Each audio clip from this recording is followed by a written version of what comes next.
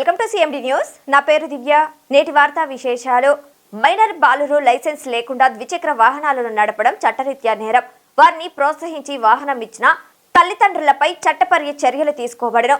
అలాగే మద్యం సేవించి వాహనం నడిపిన 10,000 రూపాయల జరిమానా, రెండవసారి కేసు ఫైల్ అయితే 10,000 రూపాయలు జరిమానాతో పాటు వారి లైసెన్స్ క్యాన్సిల్ చేయబడను.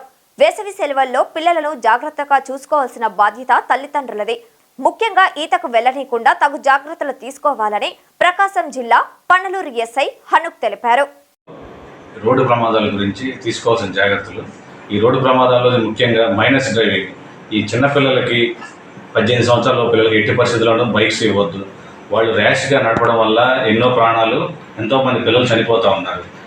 ఎవరైనా సరే మైనర్స్కి బైక్స్ ఇస్తే వాళ్ళ తల్లిదండ్రుల మీద కేసులు నమోదు చేసి చట్టపరంగా కఠిన చర్యలు తీసుకోబడతాయి. ఎట్టి పరిస్థితుల్లోనూ మైనర్స్కి బైక్స్ ఇవ్వరాదు. రెండో విషయం వచ్చేసి, ఈ వేసవికాలంలో పిల్లలందరూ సెలవుల సందర్భంగా ఇంటి దగ్గర ఉంటారు కాబట్టి వాళ్ళు ఎక్కడికి వెళ్తున్నారు, ఈతకి వెళ్ళేటప్పుడు తీసుకోవాల్సిన జాగ్రత్తలు. అసలు ఎట్టి పరిస్థితుల్లో ఈతకి పంపించకూడదు. ఎవరైనా పెద్దవాళ్ళ పర్యవేక్షణ ఉంటే మాత్రమే ఈతకి వెళ్ళాలి. ఎట్టి పరిస్థితుల్లో చిన్నపిల్లల్ని ఈతకు పంపిస్తే వాళ్ళు ఈతకు ప్రమాదాలు గురయ్యి చనిపోయే అవకాశం ఉంది కాబట్టి పెద్దలు అందరూ గమనించుకుని వాళ్ళు ఎక్కడికి వెళ్తున్నారో గమనించుకుని ఈతకి వెళ్లకుండా చూసుకోవాలి.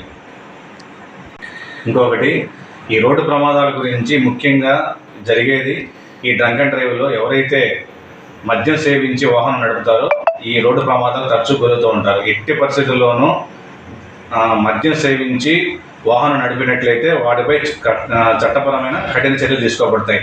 వాళ్ళ మీద దాదాపు 1 నెల రోజులు జైలు శిక్ష పడుతుంది, ఒక 10,000 రూపాయలు జరిమానా పడుతుంది. మొదటిసారి అయితే లైసెన్స్, రెండోసారి అయితే 2 లైసెన్స్ సీజ్ చేయబడుతుంది. ఎట్టి పరిస్థితుల్లోనూ మద్యం సేవించి వాహనం నడపరాదు. అట్లా నడిపినట్లయితే చట్టపరమైన కఠిన చర్యలు తీసుకోబడతాయి.